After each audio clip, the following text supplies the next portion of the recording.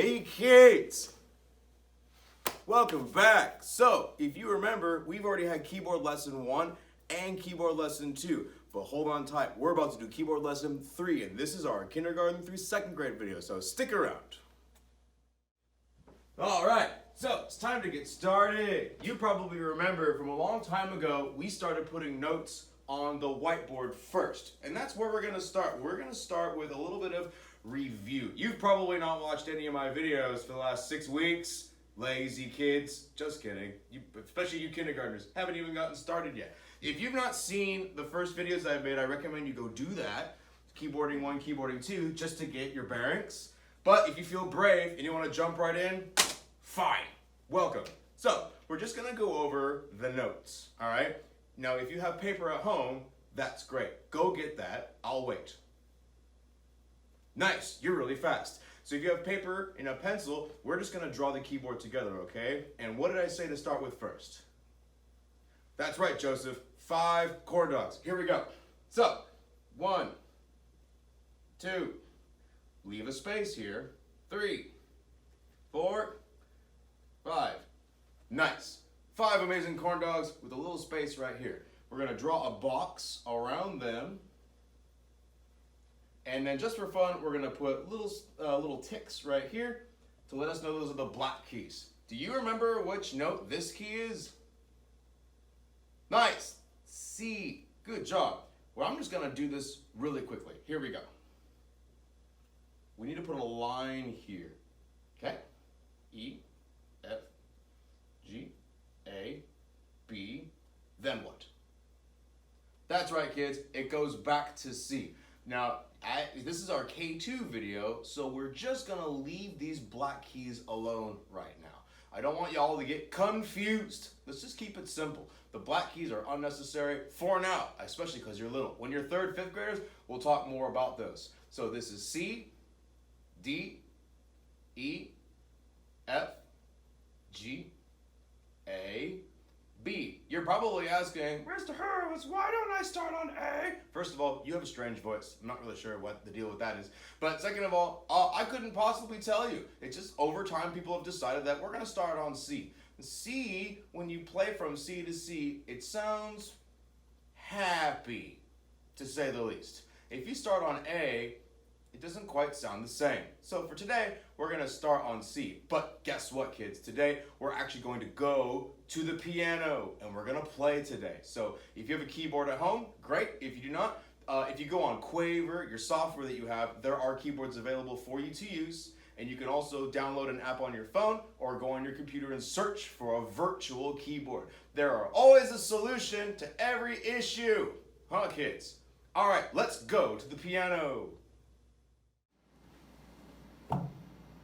Welcome back. So today we're going to be putting our hands on the actual piano today. This is an upright piano, mostly because it's upright. Get it? Whatever. So instead of us using a grand piano, which extends this way, an upright piano is smaller, so we can actually fit more things in here. If I got a grand piano, there wouldn't be anything else you could fit in this room. Today I'm going to show you how to sit at the bench and put your fingers on the keys. We're going to make our first sounds today. I hope you're excited, so here we go.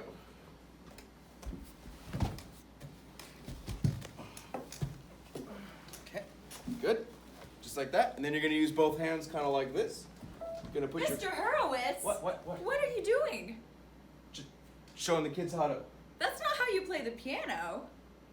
It isn't? No. Who is this, kids? You know who this is? Everyone say hi, Miss Julianne. Hi, kids. So it sounds like she's going to show us how to play because apparently I don't really know what's going on. So Miss Julianne, why don't you show us how it's done? Yes, I would love to. So, kids, when you sit at the piano, you don't want to sit like this. You want to sit like you're sitting in a chair. And we don't want to sit so close that we have T-Rex arms like Mr. Horowitz, and no chicken wings either. If we have our elbows here, we have little chicken wings. So we need to scoot our bench further back, and we want to sit towards the front of the bench, not the back of the bench, but the front, like the edge. And we're going to put our feet flat on the floor, or if they can't reach, you can cross your ankles. And our elbows elbows should be a little bit in front of our body. We don't want our shoulders up by our ears. We want relaxed shoulders. And we don't want to stick our elbows out here either. We want them relaxed. And our wrists shouldn't be mountains or valleys. They should just be neutral. So when you sit at the piano, you can pretend you're holding Pokeballs or tennis balls, and then turn your hands around, and that's a natural position at the piano. So now we're gonna look up close at our fingers. Okay, kids, so when we look at our hands, we can see we have a thumb here, but we don't have a thumb here. So our thumbs are mirrored, and our fingers are mirrored. So this is our 1. So not 1, but 1. So let's wiggle our 1s. Our next finger is our 2. So let's wiggle our 2s. And then our middle finger is our 3. So we'll wiggle our 3s. And then our 4s. And then our 5s. So we're going to use our finger numbers when we play our scale. The word scale means a lot of things, but for this it's going to be to climb. And it means to climb. So we're going to learn how to do this. But first we have to find middle C.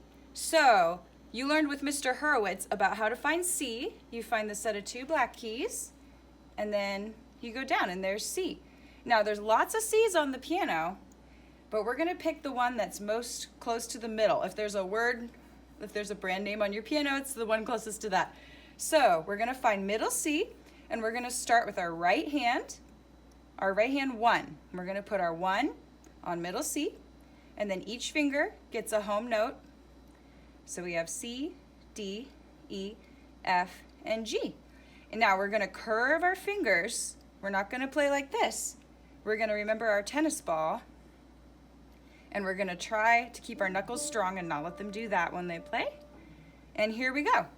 We're going to play C, D, E, F, G, and then we're going to go back down. F, E, D, C. So let's do it again. If you haven't tried it yet, put your hand on the keys, 1 on middle C, and let's try it.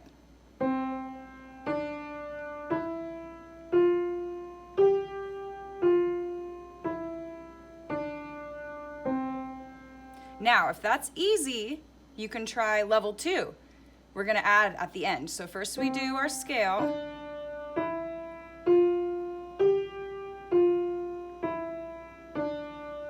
And then we're going to do skips. We're going to skip a finger and go to 3, skip this finger and go to 5, and then back down. So our skips are 1, 3, 5, 3, 1, and then you play these, or if you want a little harder, you can play all 3, 1, 3, and 5.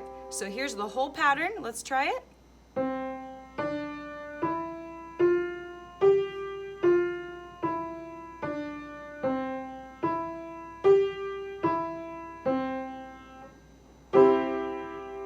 Very good. Okay, if we want to try our left hand, we have to remember the finger numbers are different. So we're going to put our 5 on middle C. So 5, 4, 3, 2, 1. And remember your tennis ball. And here we go.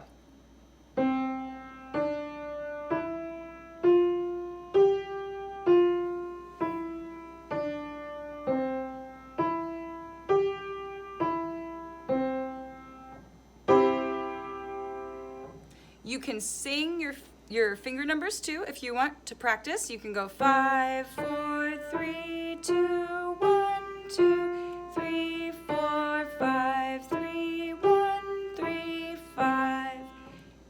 You can also sing your note names, the C, D, E.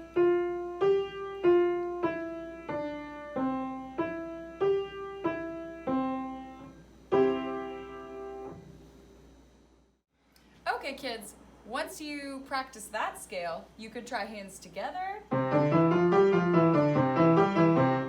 can do different octaves all over the piano. You can start on different notes. And if you keep practicing those scales, pretty soon you'll be able to do this.